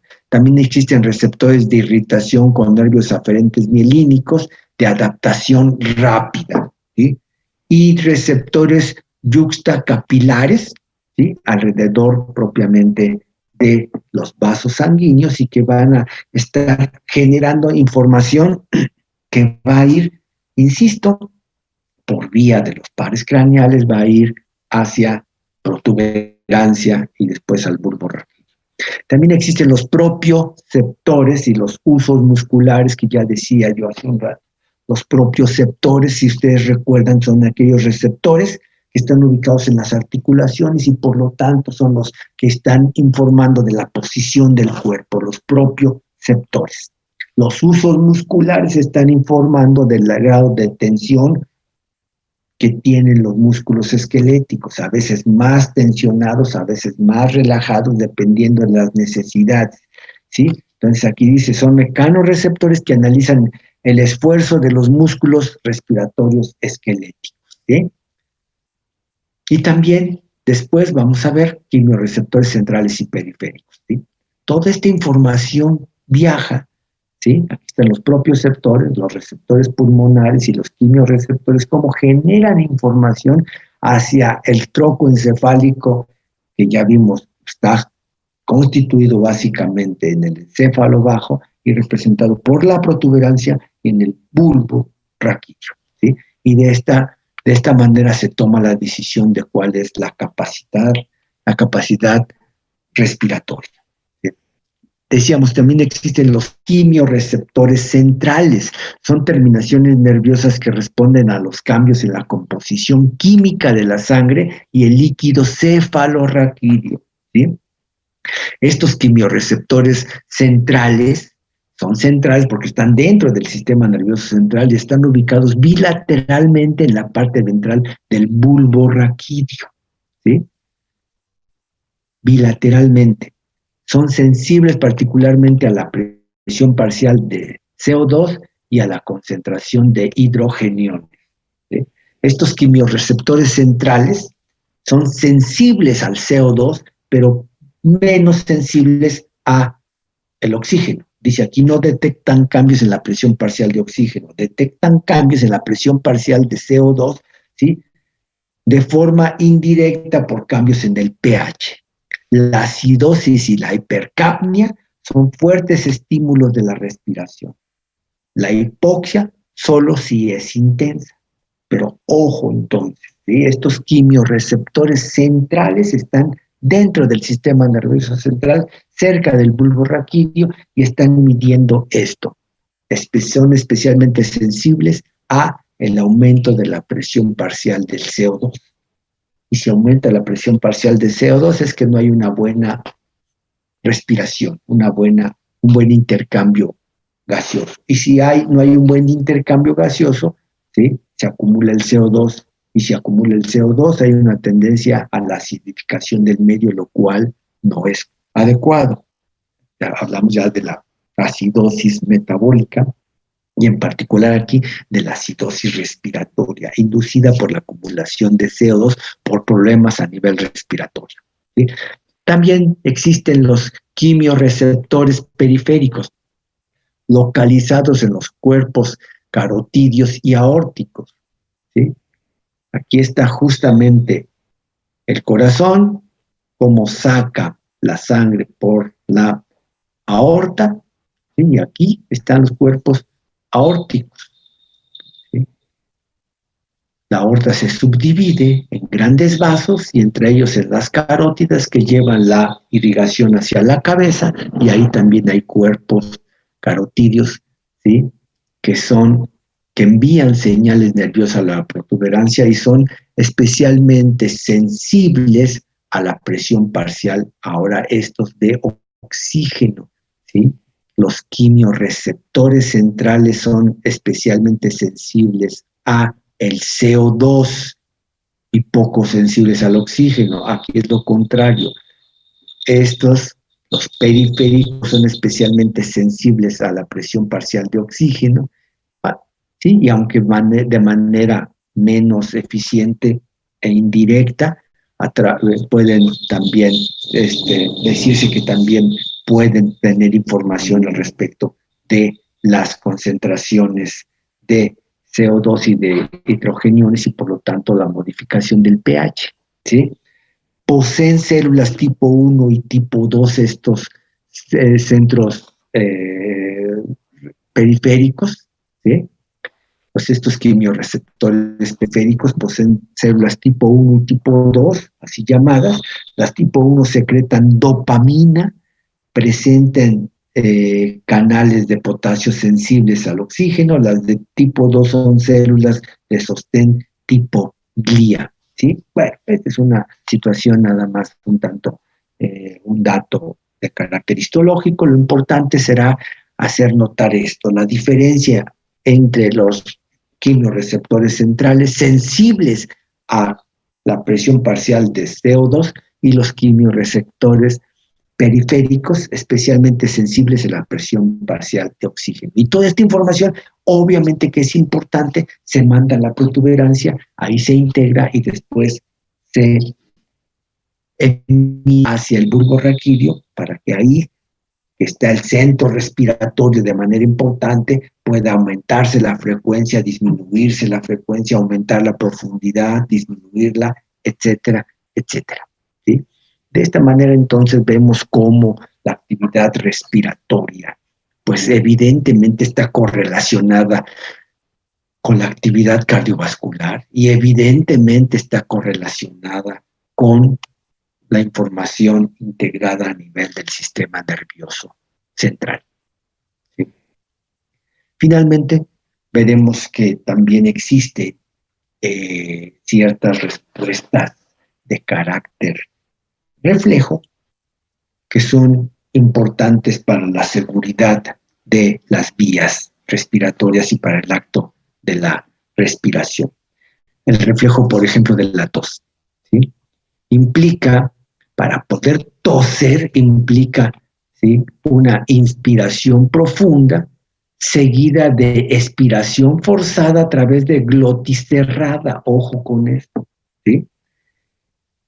Con la glotis cerrada se genera un incremento de la presión intrapleural y cuando de manera refleja se abre súbitamente, ¿sí?, la glotis, porque se destapa a través de la epiglotis, hay una salida explosiva del aire a velocidades increíblemente altas, ¿sí? Se calcula que en el caso del humano, la tos, ¿sí?, implica la salida de aire a velocidades increíblemente altas de 965 kilómetros por hora. Imagínense lo que es esto.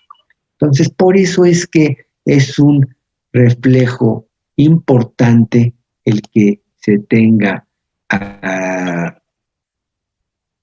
Aquí me piden, por favor, si le pudiera regresar tantito la diapositiva de los quimiorreceptores centrales. A ver, permítanme tantito.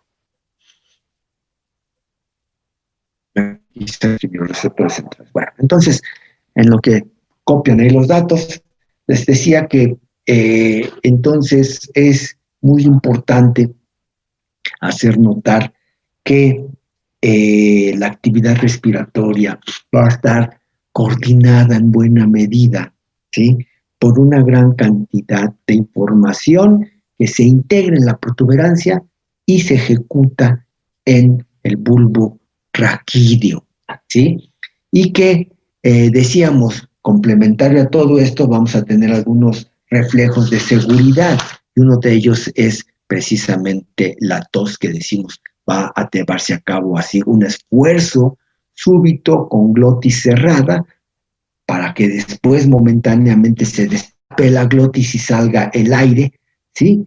A una gran velocidad. Y con eso no solamente arrastra aire, sino además, gracias al esfuerzo que se hizo con glotis cerrada, sale aire con gran velocidad y también arrastra, ¿sí? Todo lo que estaba, ¿sí? A nivel del árbol respiratorio, que pudiera ser propiamente el causante de esta tos, alguna irritante, alguna sustancia ajena, entonces sale disparada con la tos. Aquí está el reflejo de la tos en 3 fases. Apertura refleja de las cuerdas vocales más inhalación de grandes cantidades de aire, ¿sí? Después viene el cierre de la glotis, ¿sí? Y más contracción de los músculos expiratorios con gran presión intratorácica. Momentáneamente se crea una gran presión y de repente se abre súbitamente la glotis porque se desplaza la epiglotis y sale súbitamente el aire con una emisión de un sonido característico, ¿sí?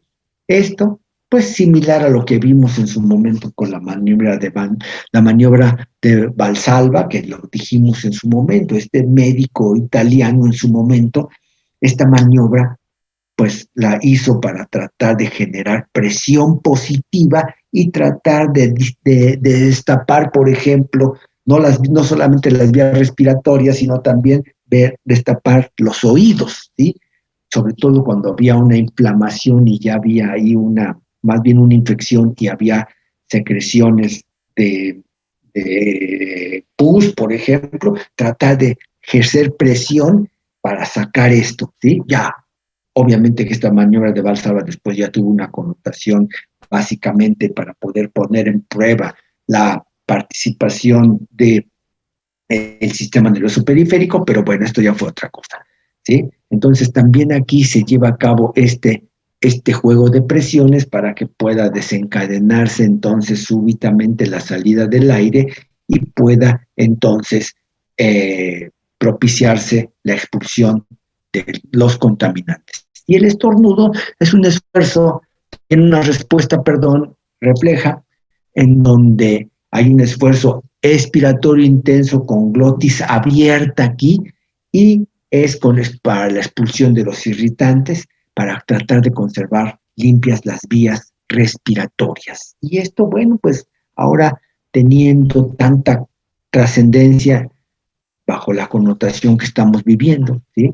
Un individuo no puede estornudar a libertad así hacia el ambiente bajo las circunstancias que estamos viviendo. Hay que limitar esto en espacio, ¿sí? Hay que limitarlo, hay que evitarlo, ¿sí? Y si es imprescindible ejecutarlo tapándose la nariz y la boca, precisamente para que pueda limitarse, ¿sí? La posibilidad de algún contaminante que esté presente en las vías respiratorias.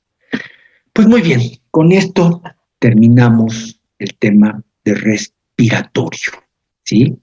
No sé si tengan alguna pregunta, porque tenemos todavía un cuarto de hora y quiero aprovecharlo para poder empezar el tema de renal, que ahora sí es nuestro último tema. Y sí, debo decirles que tampoco como termine este último tema, pues vamos a hacer un examen. Ya acuérdense que de este viernes que viene en 8 tenemos nuestro último seminario, pero el examen tiene que ser mucho antes para que me permitan calificar, para que ustedes se preparen su seminario del viernes y para que ya sí tengamos promedios y calificaciones la siguiente semana y podamos llevar a cabo, ¿sí?, los exámenes finales. Entonces, yo lo que pretendo es aprovechar al máximo este tiempo que me queda y tratar de terminar con antelación suficiente para que ustedes tengan tiempo de estudiar y tengan tiempo de preparar, si es necesario, prepararse para examen final de fisiología. Entonces, no sé si tengan algún comentario, alguna pregunta, sino para pasar propiamente a el tema de fisiología renal. Yo tengo una duda, doctor. ¿Sí? El estornudo inverso en perros, ya ve que es como otro tipo de estornudo. ¿Qué función tiene? Bueno, lo que pasa es que también bajo ciertas circunstancias es un intento por tratar de, eh, básicamente es como una cuestión refleja para tratar de retener ciertas secreciones, ¿sí? O sea, normalmente el estornudo es para liberar a las vías respiratorias de algo que está obstruyendo, ¿sí? En el caso de este tipo de reacción refleja, puede ser también una cuestión instintiva de tratar de retener alguna liberación, alguna secreción, pero la verdad es que estrictamente puede ser nada más una cuestión refleja y que no tenga ningún propósito ahora sí que clínico, pero sí ha tratado de revisar cuál sería la razón para que se da esto.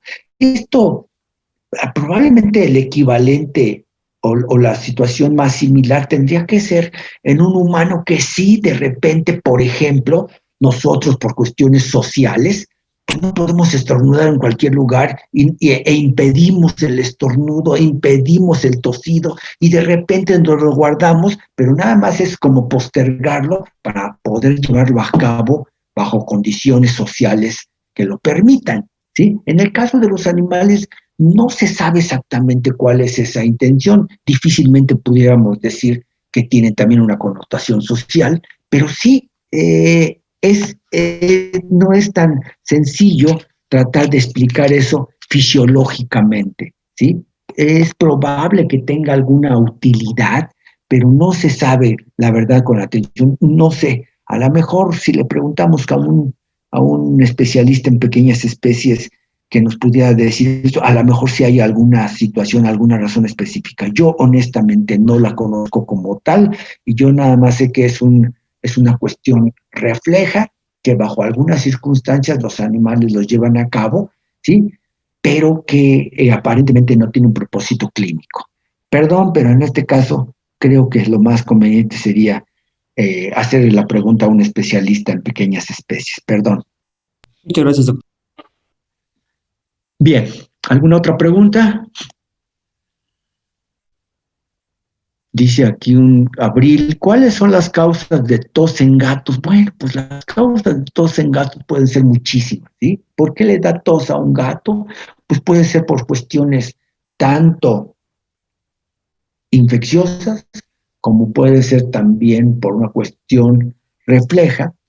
Y los gatos, hablar de los gatos es hablar de otro mundo. La verdad es que conforme más se estudia los gatos, estamos hablando de animales que tienen, la verdad, una serie de reacciones y una serie de situaciones que nos hacen ver que son sustancialmente diferentes a otros animales, ¿sí? Los gatos son animales que tienen ciertas susceptibilidades. Ahora cada vez se estudian más a los gatos y resulta que los gatos no pueden comer esto, no pueden comer lo otro, o hay que limitarles esto, hay que limitarles el otro.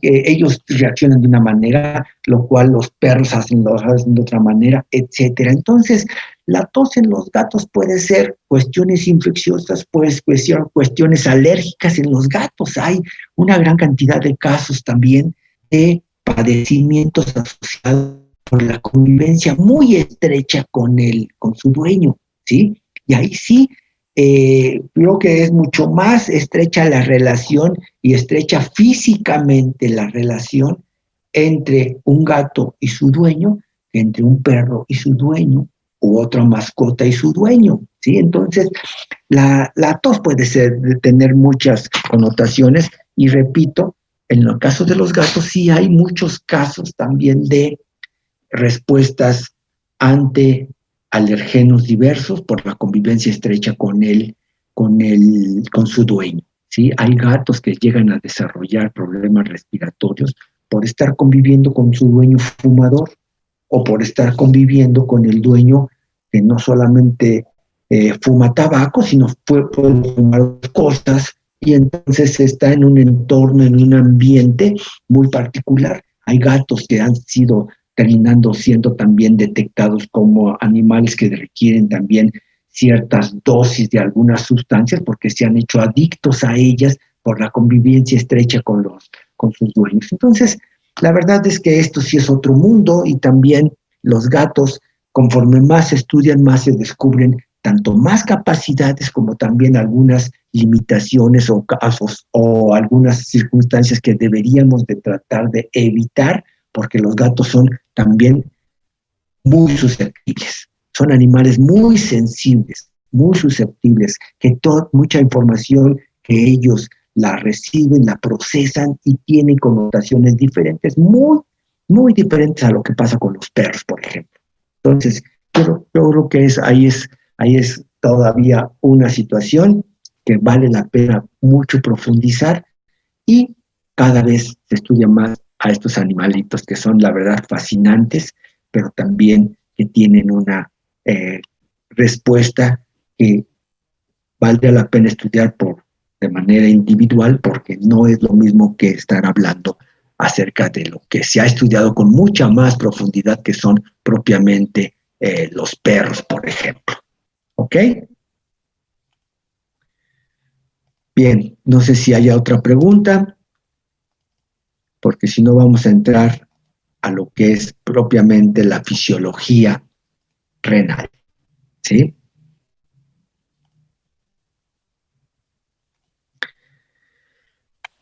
Hablar acerca del riñón, ¿sí? Hablar acerca de cómo funciona, pues es hablar acerca de un órgano que, complementado con otros segmentos y otros órganos para constituir el aparato urinario, ¿sí? Estamos hablando de un sistema sumamente importante para la homeostasis, ¿sí? Es un órgano y un aparato, el urinario, que es complementario de manera muy importante para otras funciones orgánicas, y colabora de manera muy estrecha con el tracto cardiovascular, ¿sí? Y con el hígado, por ejemplo. Vamos a ver que problemas cardiovasculares tarde o temprano tienen impacto en el riñón, problemas renales tarde o temprano tienen impacto, ¿sí? Sobre el hígado, ¿sí? O bien problemas del hígado tarde o temprano tienen impacto sobre el riñón, tarde o temprano tienen impacto cardiovascular, etcétera, ¿sí? Hablar acerca del funcionamiento de los riñones es estar hablando acerca de la capacidad de un órgano para depurar los líquidos corporales. Fíjense lo que dice aquí a manera de introducción. El funcionamiento de las células de todo el cuerpo depende no solamente de un adecuado suministro de nutrimentos con la subsiguiente eliminación de desechos, sino que, sobre todo, de la existencia de las condiciones físico-químicas prevalentes en el líquido que baña a las células, ¿sí? Fíjense, sino que sobre todo de la existencia de las condiciones físico-químicas prevalentes en el líquido que baña a las células, que fue denominado, y eso lo vimos en su momento, ¿sí?, por el gran fisiólogo francés Claude Bernard, fue denominado a este líquido que baña las células el medio interno. ¿Sí? Entonces, ojo con esto. A una célula no solamente es cuestión de darle energía en forma de glucosa, de darle aminoácidos, de darle oxígeno para que funcione. Una situación muy importante será también que, así como se le da los sustratos, se le retire los desechos, se le elimine de todas estas sustancias que ya no necesita. Y esta función, de una buena manera, es ejecutada por los riñones, el que mantiene las condiciones físico-químicas apropiadas de los líquidos corporales. Probablemente dice aquí la función primaria del riñón, pudiéramos decir, es regular el volumen y la composición del líquido extracelular. ¿Sí?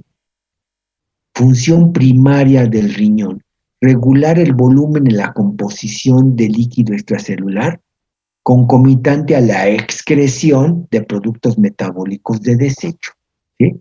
Eso podríamos decir en forma así muy general. ¿Para qué sirven los riñones? ¿Sí? Para depurar los líquidos corporales, para mantener un volumen, ¿sí?, líquido apropiado y libre de impurezas, libre de desechos. Pero ya, si nos ponemos a analizar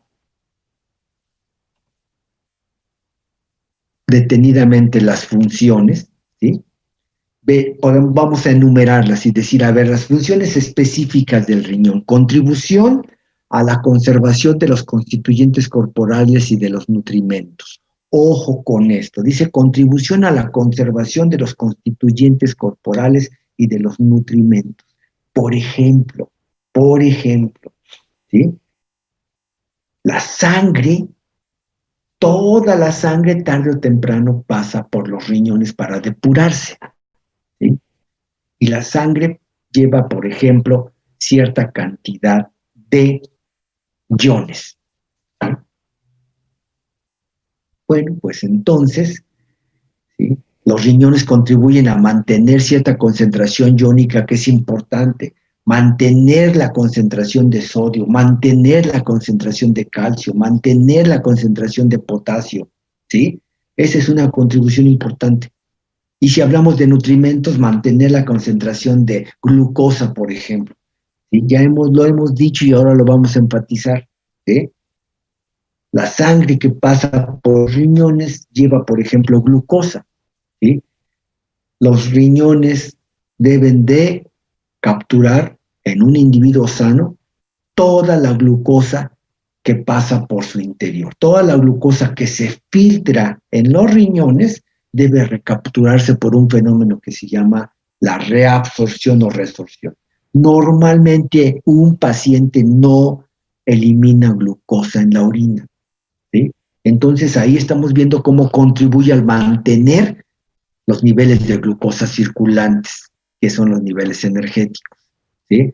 Otra función importante, contribuye a la regulación del volumen de los líquidos corporales y de la concentración de los electrolitos que ahorita estaba yo mencionando, contra los niveles de calcio, de fósforo, de potasio, etcétera, ¿sí? Gracias a funciones específicas de él o gracias a hormonas que actúan en él para poder regular todo esto. Contribuye a la regulación metabólica del equilibrio ácido-básico, también ya hemos comentado, cómo a ciertos niveles, por ejemplo, se captura sodio y se eliminan hidrogeniones, ¿sí?, para tratar de mantener un pH apropiado, ¿sí? También otra función importante será la de contribuir a las funciones metabólicas mediante complejos enzimáticos, y ya vimos, justamente en el riñón, cuando hay hipotensión, va a salir, ¿sí?, renina, que actúa sobre el angiotensinógeno para transformarlo en angiotensina 1, y ahí sucesivamente todo lo que ya ustedes conocen, ¿sí? Otra función importante, contribución a la excreción de catabolitos y de sustancias químicas extrañas. Todo lo que está en el organismo y que ya no sirve hay que sacarlo, ¿sí? Son catabolitos, o bien sustancias que ingresaron al cuerpo como medicamentos o como sustancias químicas disueltas en los alimentos. Hay que eliminarlos porque eso no sirve para nada y eso lo hace el riñón. Contribución a la regulación de la presión arterial, contribución a la regulación de la eritropoyesis, contribución a la activación y secreción hormonal, ¿sí? Contribución, por ejemplo, a los niveles de glucosa, aunque no lo crean, a nivel del riñón, puede haber actividades de gluconeogénesis, ¿sí? síntesis de glucosa a partir de aminoácidos, por ejemplo, durante el ayuno prolongado. Y otras contribuciones. Todo esto nos hace ver que si el riñón tiene muchas funciones, también puede ser que haya alteración de esas funciones y cada alteración de esa función representa enfermedades. Y estas enfermedades, evidentemente, se hacen palpables, se hacen evidentes precisamente a través de signos clínicos. Entonces, bueno, esto sirva nada más como introducción para el tema de función renal y ustedes recordarán aquí algunas cuestiones anatómicas e histológicas básicas de los riñones. Entonces, todo esto lo vemos para el día de mañana, para el día viernes, muchachos, ¿sí? Ya vayan estudiando, por favor, vayan estudiando, porque pues el examen inevitablemente va a tener que ser tan pronto terminemos este tema. Yo ahí sí ya, por favor, les voy a pedir, tan pronto como terminemos el tema, entre más rápido hagamos el tercer examen parcial, me darán más tiempo para calificar, para sacar promedios. Entonces aquí sí, por favor, ya de una vez les pido, vayan estudiando para que podamos después hacer el examen. Ya no les quito más el tiempo, ¿sí? Que tengan muy buen día, cuídense mucho, por favor, y nos vemos para el día viernes. Hasta luego. Gracias, doctor. Gracias, doctor. Gracias, doctor. Hasta luego. Hasta luego, cuídense.